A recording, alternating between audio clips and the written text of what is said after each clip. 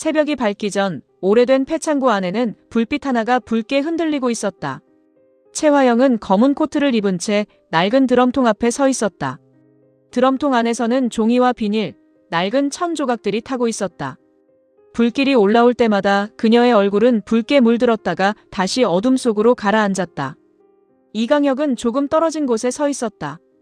그의 손에는 봉투 몇 개가 들려 있었다. 최화영은 그 봉투들을 하나씩 빼앗아 불길 속으로 던졌다. 오래된 병원 기록, 김범석이 남긴 복사본 일부, 오복희 사건과 연결된 사진 조각, 최화영이 여러 차례 지워왔다고 믿었던 과거의 찌꺼기들이 불 속으로 사라졌다. 최화영은 이를 악물고 말했다. 이제 남은 증거는 없어. 이강혁은 대답하지 않았다. 최화영은 그를 돌아보았다. 왜 말이 없어요? 강혁 씨도 봤잖아. 다 탔어. 김범석이든 에란이든 오장미든 강백호든 이제 들고 나올 건 없어. 이강혁은 불길을 바라보았다. 타오르는 종이 냄새 속에서 그는 오래전부터 자신의 손으로 지워온 사람들의 얼굴을 떠올렸다. 오복희, 김범석, 설인, 그리고 이름조차 제대로 남기지 못한 사람들. 최화영은 증거가 타면 죄도 사라진다고 믿었다. 그러나 이강혁은 이제 알았다. 죄는 종이처럼 타지 않는다. 사람 안에 남는다. 최화영이 더 날카롭게 말했다. 강혁 씨. 이강혁은 천천히 고개를 들었다. 네, 대표님. 이번에도 흔들리면 당신부터 버릴 거예요. 이강혁은 희미하게 웃었다. 이미 여러 번 버리셨습니다. 최화영의 얼굴이 굳었다. 뭐라고요? 이강혁은 고개를 숙였다. 아닙니다. 최화영은 그를 노려보다가 마지막 봉투를 불 속으로 던졌다.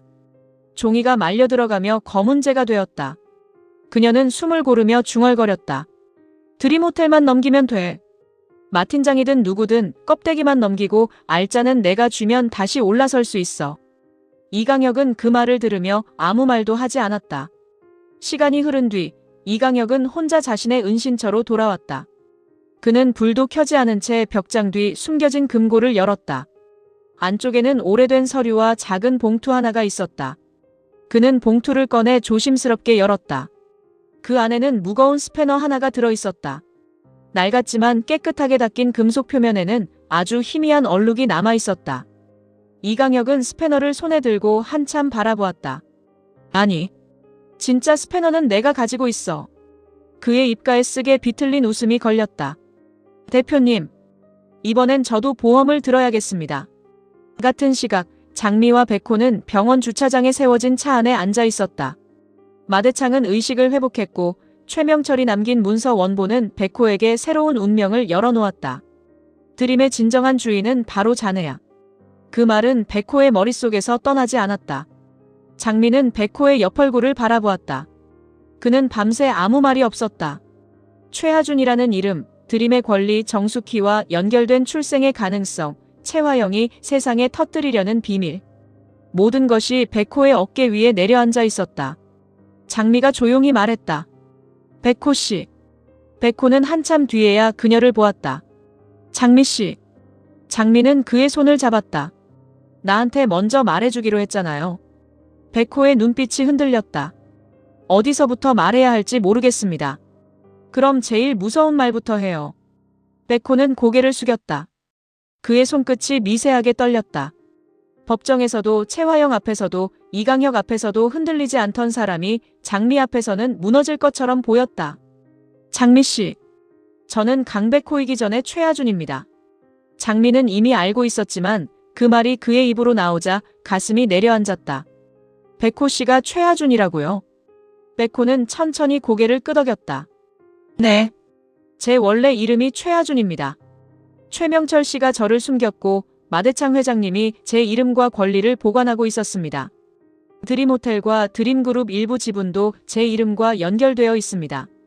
장미는 숨을 삼켰다. 그래서 최화영이 백호 씨를 그렇게 두려워한 거였네요.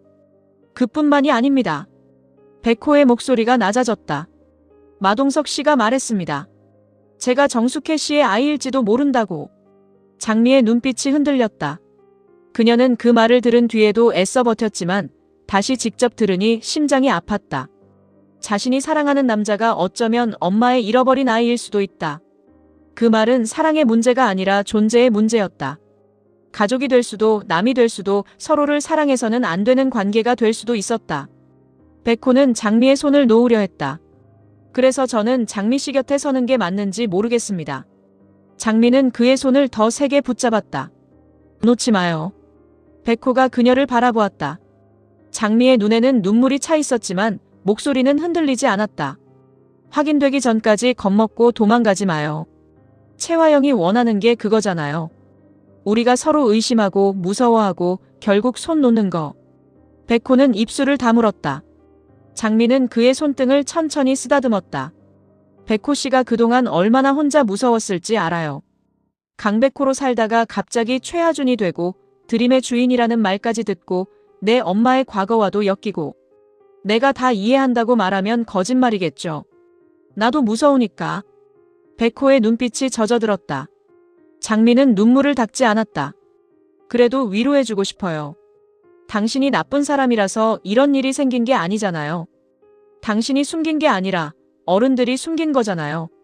채화영이 찢어놓은 거잖아요. 백호는 낮게 말했다. 장미 씨가 상처받을까봐 두렵습니다. 나 이미 많이 상처받았어요. 그런데 백호 씨가 멀어지는 게 제일 아파요. 백호는 더 이상 말을 잇지 못했다. 장미는 그의 손을 자신의 가슴 쪽으로 끌어당겼다. 그러니까 약속해요. 결과가 어떻게 나오든 나한테 먼저 말하기.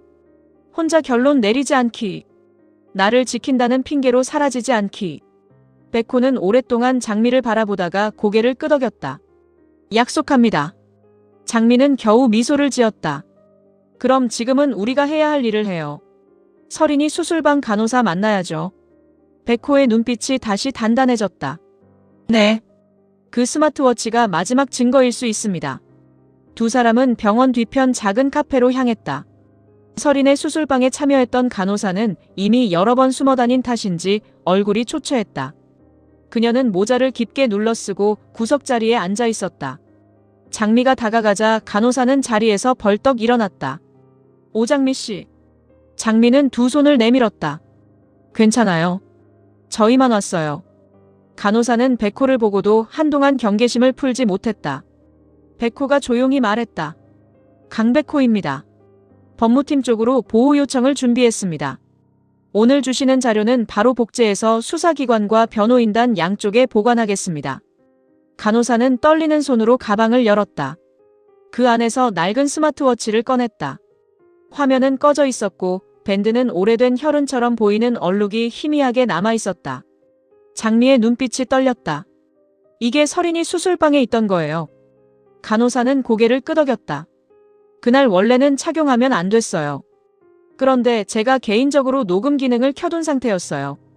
채화영 대표가 수술 전날부터 이상한 지시를 했고 수술방 분위기도 이상해서 무서웠거든요. 장미는 숨을 고르며 물었다. 설인이는 그날 살 수 있었나요? 간호사의 눈에 눈물이 고였다. 네. 적어도 수술 중반까지는 살 수 있었어요. 그런데 갑자기 약물이 바뀌었고 주치의가 누군가 전화를 받고 태도를 바꿨어요. 제가 이상해서 스마트워치 녹음을 확인했는데 채화영 대표 목소리가 들어가 있었어요. 장미는 입술을 깨물었다. 백호가 낮게 물었다. 그 파일이 아직 남아있습니까? 간호사는 스마트워치를 백호에게 건넸다. 안에 있어요. 지우려고 했는데 못 지웠어요. 설인 씨 얼굴이 계속 떠올라서. 장미는 스마트워치를 두 손으로 감싸주었다. 고마워요. 정말 고마워요. 간호사는 울음을 삼켰다. 저도 죄인이에요. 그때 바로 말했어야 했는데 채화영 대표가 제 가족까지 건드리겠다고 해서. 장미는 고개를 저었다. 이제 말했잖아요. 그걸로 됐어요. 이제부터는 우리가 지킬게요. 백호는 스마트워치를 작은 증거 봉투에 넣었다. 이건 채화영 대표님의 가장 치명적인 증거가 될 수 있습니다. 설인 씨 사건이 단순 의료사고가 아니라 계획된 조작이라는 걸 입증할 수 있습니다. 장미는 창밖을 바라보았다. 채화영은 증거를 태웠다고 믿고 있다. 그러나 불길 속에서 사라진 건 가짜였다. 진짜는 사람들의 두려움 속에 숨어 있다가 이제 하나씩 세상 밖으로 나오고 있었다. 그날 오후 백호와 장미는 채화영에게 수사 정보를 빼돌리던 내부 인물을 찾아갔다. 그는 검찰과 경찰 사이에서 오랫동안 채화영의 뒷배 노릇을 해온 사람이었다. 겉으로는 원칙을 말하고 뒤로는 돈을 받으며 사건 흐름을 흘려준 자였다. 남자는 고급 오피스텔 로비에서 두 사람을 보자 얼굴이 굳었다. 여긴 어떻게? 백호는 바로 그의 멱살을 잡았다. 그동안 그렇게 돈 받아먹고 채화영의 뒷배가 되셨더라고요. 남자는 당황해 주변을 살폈다. 강 변호사님, 이러시면 안 됩니다. 백호의 목소리는 낮고 차가웠다. 오장미 씨를 현행범으로 몰아넣은 자료가 수사팀으로 넘어간 시간, 채화영 대표에게 보고된 시간이 더 빠릅니다. 누가 흘렸습니까? 남자는 말을 더듬었다. 저는 모르는 일입니다. 장미가 한 걸음 다가왔다.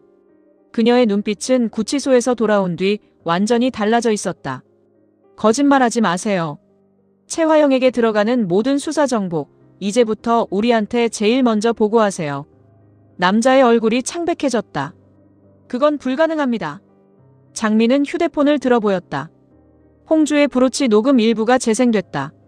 남자의 이름과 금액이 또렷하게 나왔다. 장미는 낮게 말했다. 불가능하면 공범으로 같이 가요. 채화영한테 받은 돈, 수사 정보 넘긴 기록, 오장미 구속영장 압박에 관여한 정황까지 전부 내보낼게요. 남자는 입술을 떨었다. 백호는 멱살을 놓았다. 선택하십시오. 채화영과 같이 무너질지, 이제라도 제대로 보고할지. 남자는 땀을 닦으며 고개를 숙였다. 알겠습니다.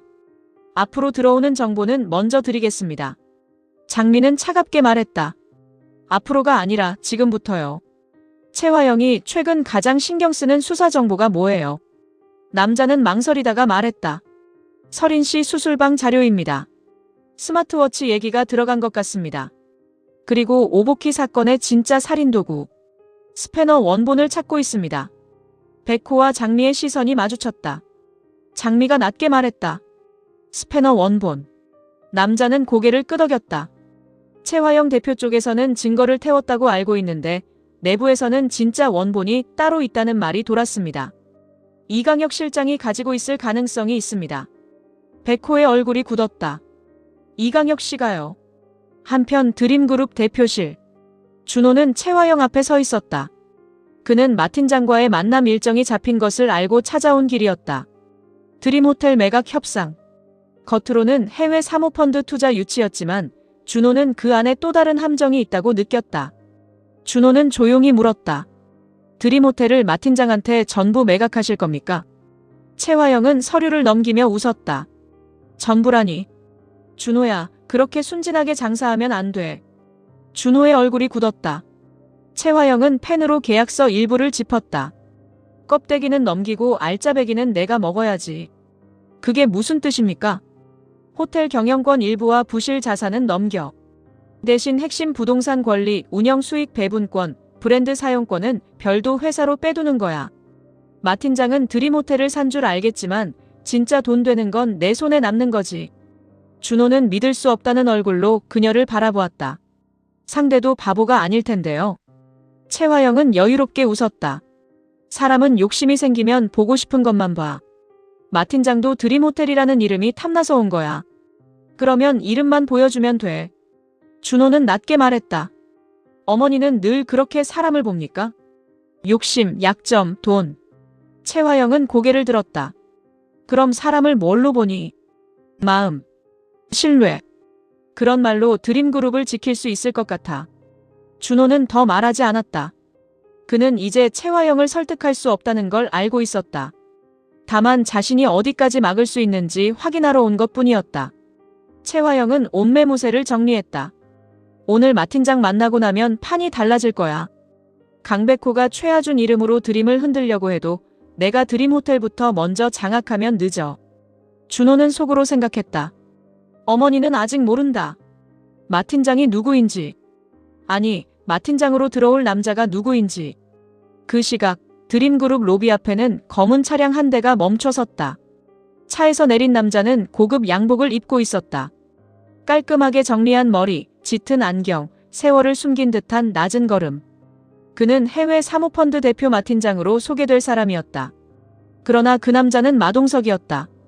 마동석은 거울처럼 반짝이는 로비 유리문에 비친 자신의 얼굴을 잠시 바라보았다. 죽은 사람으로 살아온 세월이 얼굴 곳곳에 남아 있었다. 하지만 오늘 그는 도망치러 온 게 아니었다. 최화영의 탐욕을 이용해 그녀의 돈줄을 다시 끊으러 온 것이다. 그의 귀 속 작은 이어폰에서 장미의 목소리가 낮게 들렸다. 마 팀장님, 대표실까지 안내받으면 바로 계약 조건만 확인하세요. 최화영이 알짜배기를 빼돌리려는 말이 나오면 녹음됩니다. 마동석은 아주 작게 대답했다. 알겠다. 장미의 목소리가 이어졌다. 절대 감정 드러내시면 안 돼요. 최화영이 알아보면 끝이에요. 마동석은 눈을 감았다가 떴다. 걱정 마라. 나도 이제 도망만 다니던 마동석이 아니다. 백호의 목소리가 이어졌다. 상대가 먼저 속였다고 생각하게 두십시오. 그래야 더 깊이 들어옵니다. 마동석은 대표실 앞에 도착했다. 비서가 문을 열었다. 안쪽에는 최화영이 기다리고 있었다. 두 사람은 마주 앉았다. 최화영은 마 팀장을 유심히 바라보았다. 어딘가 낯익은 느낌이 스치듯 지나갔지만 짙은 안경과 낮은 목소리, 달라진 분위기 때문에 쉽게 알아보지 못했다. 먼 길 오셨습니다. 마 팀장 대표님. 마동석은 낮게 웃었다. 드림호텔이면 먼 길 올 가치가 있죠. 최화영은 만족스러운 듯 미소 지었다. 드림호텔은 겉으로 보이는 것보다 더 큰 가치를 가진 곳입니다. 마동석은 그녀를 바라보며 속으로 이를 악물었다. 이 여자가 자신을 죽은 사람으로 만들었다. 정숙희를 마은혜라는 이름에서 떼어놓았고 하준이를 숨기게 만들었고 수많은 사람의 인생을 거래했다. 그런데 지금은 아무것도 모른 채 자신 앞에서 드림호텔을 팔고 있었다. 마동석은 속으로 말했다. 장미 말대로 널 철저히 알거지로 만들어 파멸시켜주마. 최화영은 계약서 초안을 펼쳤다. 조건을 보시죠. 지분 일부를 넘기되 운영구조는 협의가 필요합니다. 마동석은 서류를 천천히 넘겼다. 운영구조라. 겉으로는 매각인데 핵심 수익권은 별도 회사로 빠져 있군요. 최화영의 눈빛이 아주 조금 흔들렸다. 역시 빠르시네요. 돈 냄새가 나는 곳은 대개 구조가 복잡하죠. 최화영은 웃었다. 그 복잡함을 이해하는 분이라서 제가 더 마음에 듭니다. 마동석은 서류를 내려놓았다. 좋습니다. 단, 제가 원하는 조건이 있습니다. 최화영은 기대하듯 몸을 기울였다. 말씀하세요. 드림호텔과 연결된 차명회사 자료, 부동산 권리 구조, 수익 배분 계약서 원본을 전부 봐야 합니다.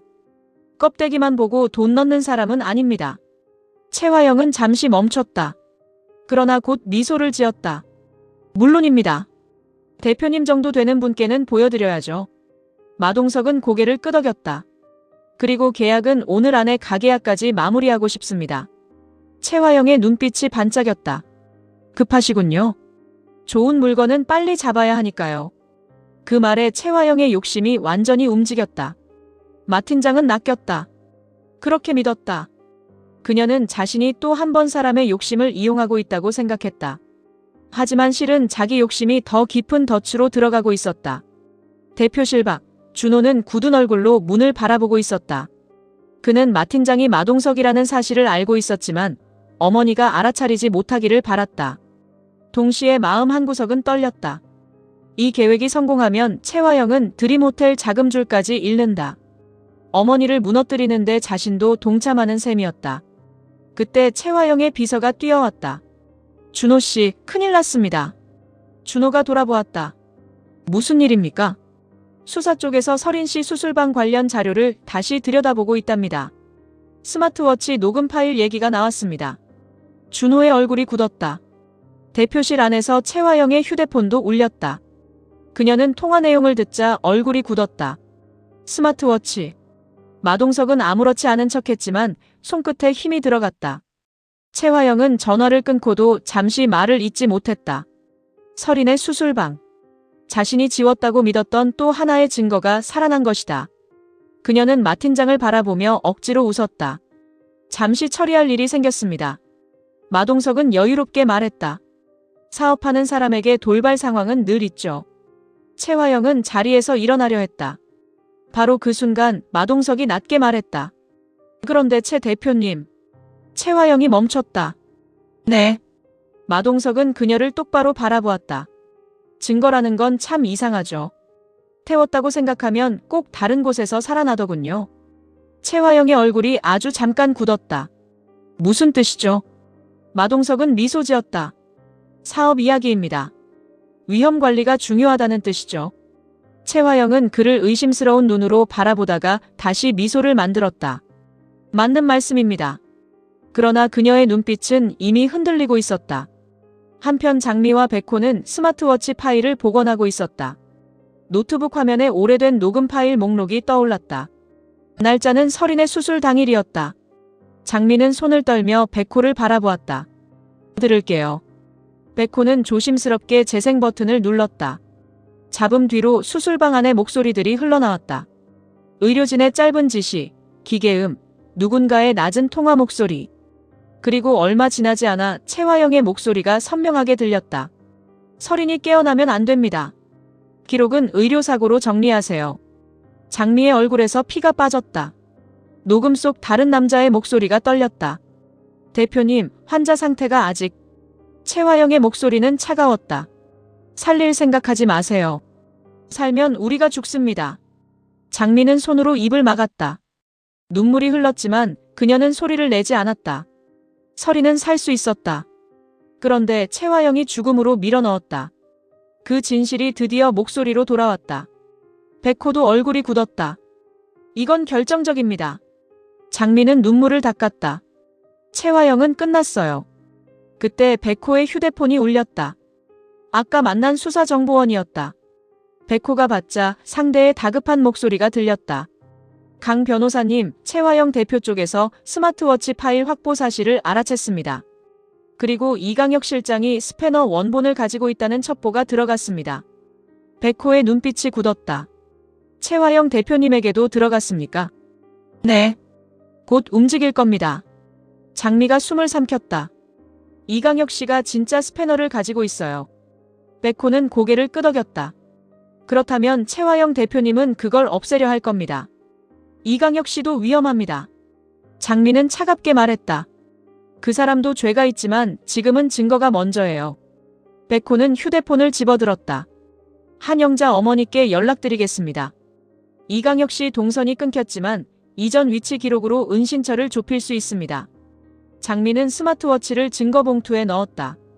백호 씨, 오늘 안에 2개를 잡아야 해요. 설인이 녹음 파일, 그리고 오보키 사건 스패너.